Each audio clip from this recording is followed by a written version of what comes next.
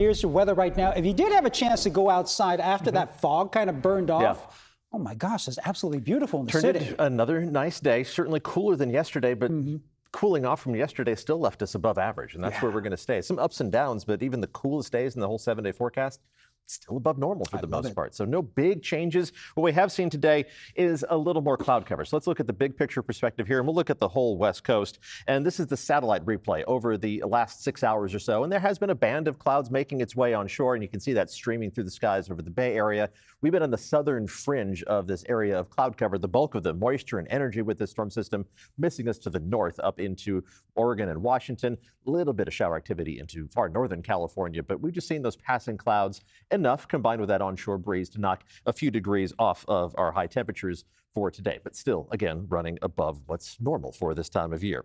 Let's take a look at the current temperatures as they stand right now. Looking to the west from Salesforce Tower, there is that veil of cloud cover. Temperatures anywhere from 63 degrees in San Francisco to 74 degrees in Concord.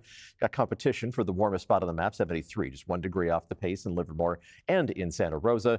We are going to cool off as we head through the rest of tonight, and we are going to see some of that fog redeveloping as we head through the rest of the night as well. Let's take a look at that fog simulation. We'll bring in the local map here and turn on Futurecast, and we're going to see the fog taking shape and pushing in from the coast, trying to sneak inside the bay and make a push into some of the inland valleys. Maybe not quite as much of a push as we saw this morning, but there's going to be some reduced visibility as we start the day on Friday. So just allow a couple extra minutes on the way out the door for the Friday morning commute. But that's not going to last very long. The fog should back up out of those inland valleys pretty quickly, and temperatures are going to warm up from a cool start. We're going to start off mostly in the 50s across the Bay Area, with some temperatures dipping down into the 40s, especially closer to the coast. But most of our temperatures are going to be in the low to mid 50s to begin the day on Friday. These numbers running anywhere from 3 to 8 degrees above what's normal for this time of year. It's the influence of that fog and low cloud cover at ground level, but also the high cloud cover farther overhead. Temperatures tomorrow, though, are going to warm back up, and we'll end up at least a few degrees above normal,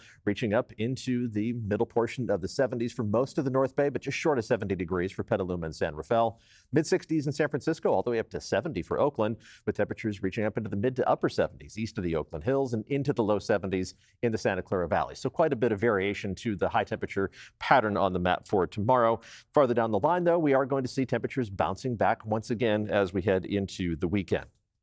Let's talk about the wind forecast for tomorrow. It's part of what's also going to keep temperatures at least closer to average for this time of year. The winds, that onshore breeze, picking up into the 25-mile-an-hour range for many communities by late tomorrow afternoon, but not as many of those orange squares on the grid for Saturday, indicating that the winds are not going to be quite as strong. But we're still going to have plenty of pollen that gets dispersed as we head into a mild second weekend in April, into the medium-high category tomorrow and the highest category Saturday, Sunday, and Monday. It's mulberry, oak, and ash as the top three.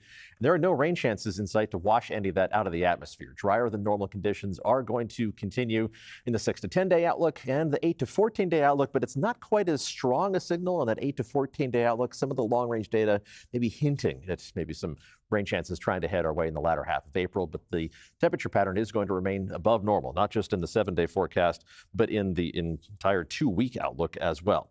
Let's talk about 7-day forecast, and we are going to see temperatures along the coast, well, fluctuating, but not a whole lot of variation, mainly staying in the upper 50s and low 60s. Some of the warmest days are going to make it up into the middle portion of the 60s, specifically on Sunday, which is going to be the warmest day for everybody. Bayside, the warmest day, equates to temperatures reaching up a little farther into the 70s. And we settle back down to the upper 60s as we head through next week.